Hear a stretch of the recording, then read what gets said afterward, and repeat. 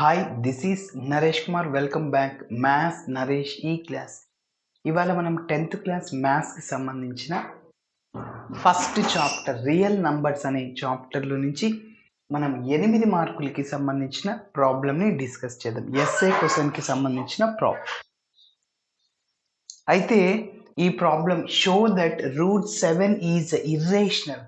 ఆ ప్రాబ్లం రీసెంట్గా ఏపీ స్టేట్లో మార్చిలో 2025లో 8 మార్కులకు అడగడం జరిగింది. ఓకేనా? ఎస్. మరి చాలా ఈజీగా ఉంటుంది. ఒక్కసారి రఫ్లో ఎక్స్ప్లెయిన్ చేస్తాను, మళ్ళీ నీట్గా స్టెప్ బై స్టెప్ చేద్దాం. సరే, so show that √7 is irrational.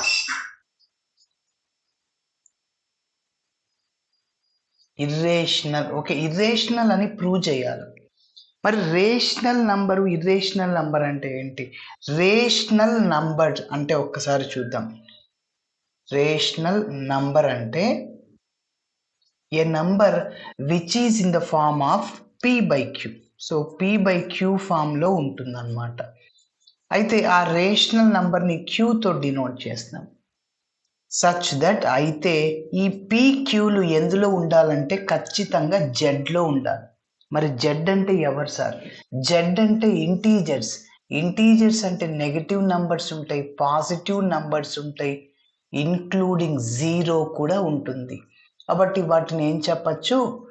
Integers అని చెప్పచ్చు. అంటే -1, -2, -3, 0, 1, 2, 3, 4 ఓకే, ఏదైనా తీసుకో. మరి ఇంకొక కండిషన్ ఏంటంటే ఈ క్యూ అనేది ఎప్పుడైనా నాట్ ఈక్వల్ టు 0 కావాలి. అంటే 0 కాకూడదు. ఒకవేళ 0 అవుతే ఏమవుతుంది సార్ అంటే, ఫర్ ఎగ్జాంపుల్ p/q 0 అయింది. Something by 0 we get infinity. 1 crore by 0 infinity, 1/0 infinity, 1000/0 infinity. కాబట్టి ఇన్ఫినిటీలో ప్రాబ్లమ్స్ ఉండవు. ఓకేనా? సో అందుకోసమే ఆ క్యూ అనేది 0 కాకూడదు, ఆ కండిషన్ అన్నమాట. ఇది ఏంటి? రేషనల్ నంబర్ యొక్క డెఫినేషన్. మరి ఇర్రేషనల్ నంబర్ మన ప్రాబ్లంలో ఏదో ఇచ్చాడు ఇర్రేషనల్ అని, దాని గురించి చూద్దాం. Irrational number. మరి ఇర్రేషనల్ నంబర్ ని జనరల్గా q' తో డినోట్ చేస్తాం. A number which is not in the form of p/q. p/q రూపంలో రాయలేని వాటిని ఏమంటామంటే ఇర్రేషనల్ నంబర్స్ అంటాం. సో దానికి ఎగ్జాంపుల్గా √3, √2, -1, √3 + √5. సో వీటన్నిటి ఏమంటామంటే ఇర్రేషనల్ నంబర్ అంటాం. ఓకే, సో ఇప్పుడు ఇర్రేషనల్ అంటే డెఫినేషన్ తెలుసుకున్నామా? ఎస్. మరి ఇప్పుడు ఈ ప్రాబ్లంని ఎలా చేయాలి? ఇక్కడ ఈ √7 అనేది ఇర్రేషనల్ నంబరే, కానీ ఇక్కడ మనం ప్రూవ్ చేయడంలో కాంట్రడిక్షన్ మెథడ్కి వెళ్తాము. కాంట్రడిక్షన్. ఈ ప్రాబ్లం చూడండి, √7 ఇదే ప్రాబ్లం. √7 ఈజ్ ఇర్రేషనల్ అన్నా, √3 ఈజ్ ఇర్రేషనల్ అన్నా, √5 ఈజ్ ఇర్రేషనల్ అన్నా ఈ పాయింట్స్ కామన్. కాబట్టి గుర్తుంచుకోండి. సో కాంట్రడిక్షన్ మెథడ్కి వెళ్తాం. ఆ మెథడ్ని ఉపయోగించి మనం ఈ ప్రాబ్లమ్ని చేస్తాం. మరి కాంట్రడిక్షన్ అంటే ఏంటంటే, ఇప్పుడు ఇది √7 ఈజ్ ఇర్రేషనల్ ప్రాబ్లంలో, కానీ మనము √7 suppose assume that √7 or √3 or √5 is rational అని తీసుకుంటాను సార్. రేషనల్ అని తీసుకుంటా. నువ్వు రేషనల్ అని తీసుకున్నప్పుడు ఒక కాంట్రడిక్షన్ వస్తుంది.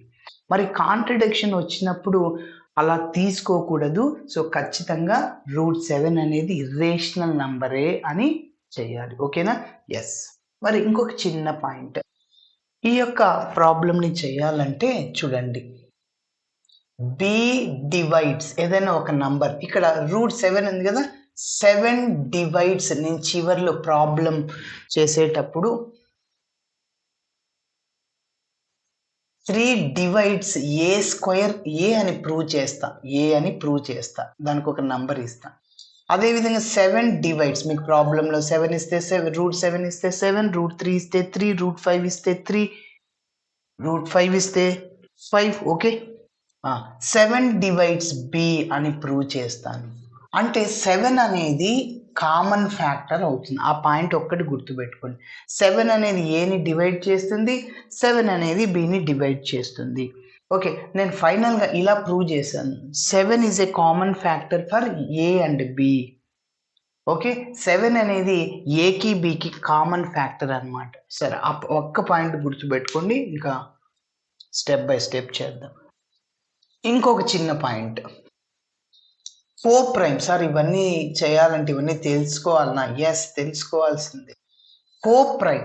సరే, కో ప్రైమ్ తెలియడానికి ముందు ప్రైమ్ నంబర్ అంటే ఏంటి sir? Prime number a number which is divisible by itself and 1, then that is called co prime.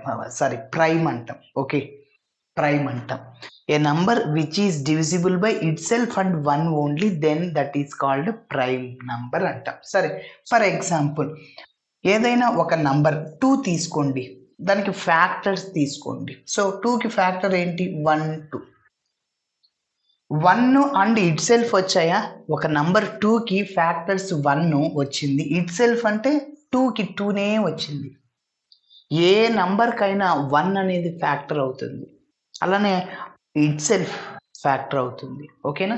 Yes. ఇప్పుడు నేను 6 అనే నంబర్ని తీసుకుంటున్నాను. 6కి ఫ్యాక్టర్స్ ఏమొస్తాయి? 1, 2, 3, 6. ఎందుకంటే మీకు 1 టేబుల్లో 6 ఉంది, 2 టేబుల్లో 6 ఉంది, 3 టేబుల్లో 6 ఉంది, 4 టేబుల్లో 6 లేదు, రాయలేదు, 5 టేబుల్లో లేదు, రాయలేదు, 6 టేబుల్లో ఉంది, 7 టేబుల్లో లేదు, ఇంకా రావు. కాబట్టి ఈ 6కి ఫ్యాక్టర్స్ 1 ఇట్ సెల్ఫ్ కాకుండా మిగిలిన వాళ్ళు ఉన్నారు సార్, 2 ఉన్నారు. 2, 3 వాళ్ళు ఉండకూడదు. సో వాళ్ళు ఉంటే ఏమవుతుందంటే దాన్ని ప్రైమ్ నంబర్ అనం సార్. సో కాబట్టి 6 is not a prime number. So therefore ఎవరు ప్రైమ్ నెంబర్ అవుతారు? 2, 3 అవుతారు. ప్రైమ్ నెంబర్ 1, 3 కాబట్టి ఫ్యాక్టర్స్ 5 అవుతారు. 1, 5. 7 అవుతారు. 1, 7. ఓకేనా? ఎస్. 9 కారు. 9 prime number. 1, 3. 6 కాదు, ఇంకా 9. సో 3 ఉంది. 1 ఇట్ సెల్ఫ్ కాకుండా ఏ ఒక్క నెంబర్ వచ్చినా that is not a prime. Okay, yes. మరి కో ప్రైమ్ అని చెప్పాను. కో ప్రైమ్ అంటే మామూలుగా పక్క పక్కన ఉంటాయి, కన్సిక్యూటివ్ నెంబర్స్ అంటాం. ఓకేనా? అది. సో 2, 3ని ఏమంటాం? కో ప్రైమ్స్ అంటాం. అదేవిధంగా 5ని 7ని ఏమంటాము? Co primes. అంటే 5 ప్రైమ్ నెంబర్, 7 ప్రైమ్ అంటే పక్క పక్కన ఉన్నాయి. 2 prime number, 3 prime number. So కాబట్టి వాటిని కో ప్రైమ్స్ అంటాం. Okay, yes. మరి ఇది తెలుసుకున్న తర్వాత ఇంకా ప్రాబ్లం లేక ఎంటర్ అవుతుంది.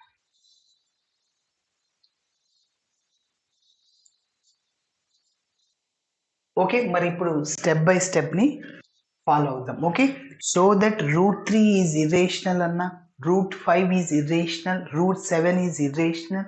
సో అంతటికి ఒకటే ప్రొసీజర్. ఓకే, మరి చూద్దాం. let us suppose that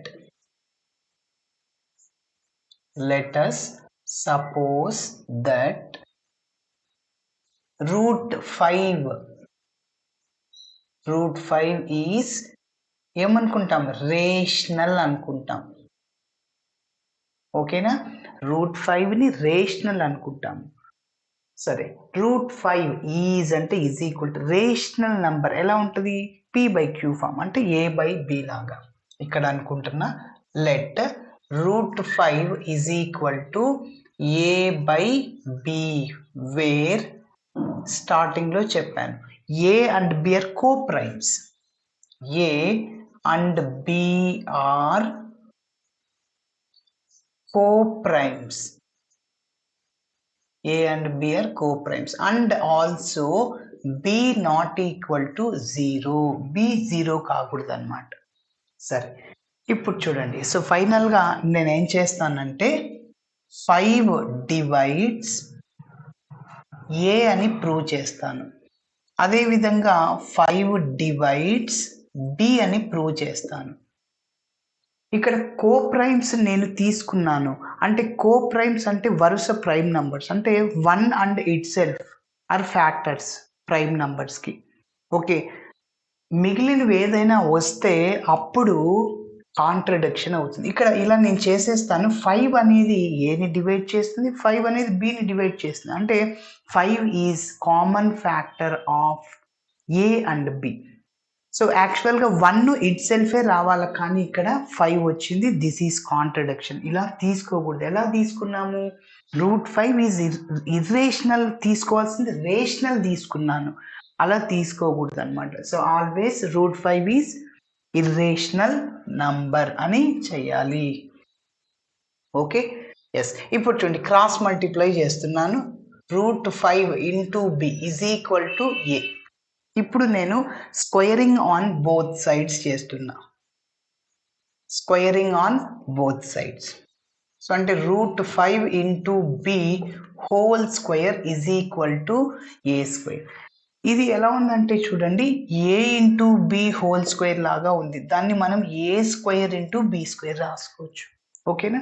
yes. కాబట్టి √5 whole square into B square is equal to A square. ఇక్కడ స్క్వేర్కి రూట్కి క్యాన్సిల్ అయిపోతుంది. 5b square is equal to A square. So ఇక్కడ 5 మల్టిప్లైర్లో ఉంది. సో రైట్ సైడ్కి వెళ్తే డివైడ్ అవుతుంది. So B square is equal to A square by 5. అంటే దీని మీనింగ్ ఏంటంటే 5 డివైడ్స్ ఏ స్క్వేర్. ఓకేనా? సో 5 దట్ ఇంప్లైస్, దాని మీనింగ్ రాస్తున్నాను. 5 డివైడ్స్ ఏ స్క్వేర్. ఒక చిన్న స్టేట్మెంట్ ఉంది ఈ యొక్క రియల్ నంబర్స్ అనే చాప్టర్. ఏంటంటే లెట్ p బి ఏ ప్రైమ్ నంబర్. p అనేది ఒక ప్రైమ్ నంబర్ అయినప్పుడు ఇఫ్ p డివైడ్స్ ఆ ప్రైమ్ నంబర్ ఏని డివైడ్ చేసినప్పుడు, ఏ స్క్వేర్ని డివైడ్ చేసినప్పుడు p also divides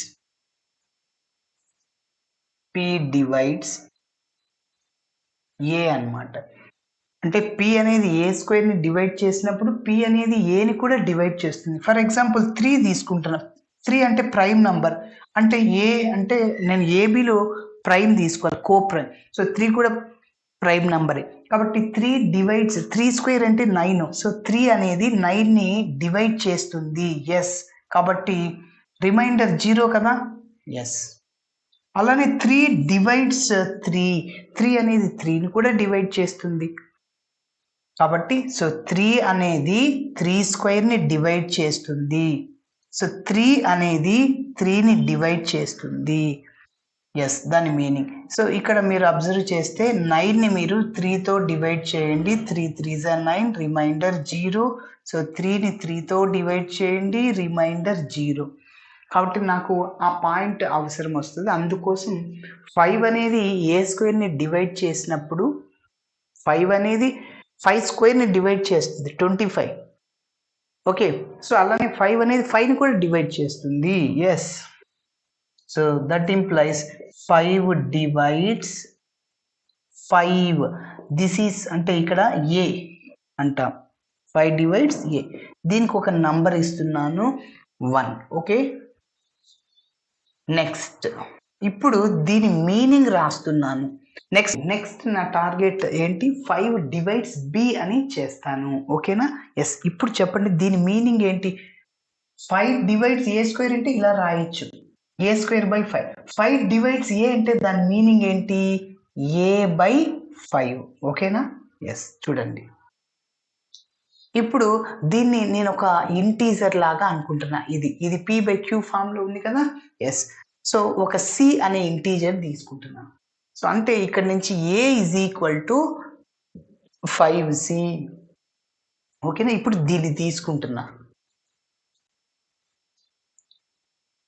there exist అంటే కొన్నిటికి మాత్రమే. దెర్ ఎగ్జిస్ట్ అంటే ఇవి కొన్ని. c అనే ఇంటీజర్ తీసుకుంటున్నా. There exist an integer c such that, integer అంటే z లో ఉంటుంది, such that ఏం తీసుకోవచ్చు? a is equal to 5c అంటే దీని మీనింగ్ రాశాను. a by 5 is equal to c అయినా a is equal to 5c అయినా ఒకటే. So a is equal to 5 into c. Okay, ఇప్పుడు దీన్ని స్క్వేరింగ్ ఆన్ బోత్ సైడ్స్ చేస్తున్నాను. Squaring on both sides. So a square is equal to 5 into c whole square. a into b whole square a square into b square రాయొచ్చు కదా. So అదే విధంగా 5 square అంటే 25 into C square. ఓకేనా? Yes. ఇప్పుడు ఇంకొక చిన్న పాయింట్, ఏ square బదులు మనం ఏం రాసుకోవచ్చు? 5b square. ఏ స్క్వేర్ ప్లేస్లో ఏం రాయొచ్చు? 5b square. దాన్ని ఉపయోగిస్తున్నా. So 5b square is equal to 25c square. 5 టేబుల్లో 25 5 టైమ్స్ క్యాన్సిల్ అవుతుంది. సో ఇక్కడ నుంచి b square is equal to 5c square. ఓకేనా? ఎస్. ఇప్పుడు ఫస్ట్ ఇది రాస్తున్నా. x ఈజ్ ఈక్వల్ 2 అయినా 2 ఈజ్ ఈక్వల్ టు x రెండు ఒకటే sir. Okay, so 5c square is equal to b square. 5 మల్టిప్లైలో ఉంది, రైట్ సైడ్కి వెళ్తే డివైడ్ అవుతుంది. c square is equal to b square by 5. ఓకేనా? సో ఇప్పుడు దీనిలాగానే చూడండి, సి స్క్వేర్. ఇప్పుడు దీని మీనింగ్ ఏంటి? 5 divides B square. Okay, so that implies దాని మీనింగ్ రాస్తున్నాను. 5 డివైడ్స్ బి స్క్వేర్. 5 అనేది బి స్క్వేర్ని డివైడ్ చేసినప్పుడు 5 అనేది బిని కూడా డివైడ్ చేస్తుంది. ఓకేనా? సో కాబట్టి that implies 5 divides B. Okay, so దీనికి ఒక నంబర్ ఇస్తున్నా. 1 2 నుంచి 5 అనేది ఏబి రెండింటిని డివైడ్ చేస్తుంది. ఓకే, సో కాబట్టి that is a contradiction. Co prime తీసుకున్నాం ఏ బై బి. సో కానీ ఇక్కడ 5 అనేది కామన్ ఫ్యాక్టర్ వచ్చింది కాబట్టి అలా రాకూడదు. 1 అంటే ఇట్ సెల్ఫే రావాలి. సో కాబట్టి మిగిలింది వచ్చింది అంటే మనం తీసుకున్న అజంప్షన్ కరెక్ట్ కాదు అని. From 1 and 2, from 1 and 2 we get ఉండేది 3 ప్రాబ్లమ్స్, √3, √5, √7. ఓకే, ఆ 3 బాగా నేర్చుకోవాలి, ఒకటి ఖచ్చితంగా వస్తుంది. ఓకే, సరే. సో ఫ్రమ్ 1 2 నుంచి ఏం చెప్పచ్చు? 5 is a common factor for A and B.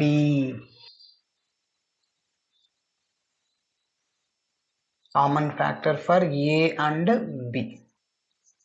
Okay, this contradicts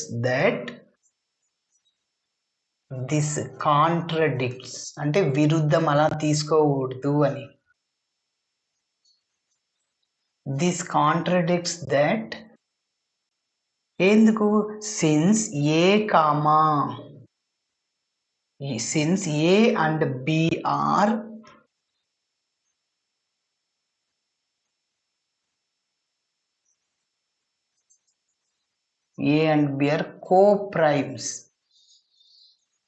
co-primes and okay, next, and no have common factor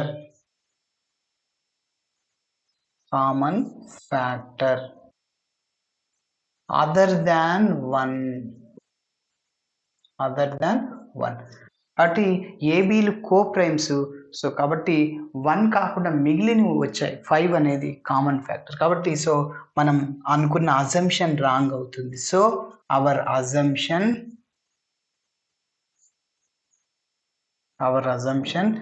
that √5 is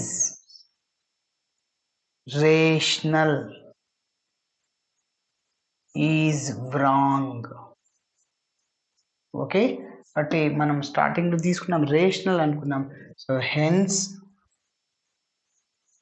√5 is irrational always. Okay, so ఇలా చేయాలి. Thanks for watching my video. నచ్చితే ఖచ్చితంగా మీ friends కూడా share చేయండి. Bye.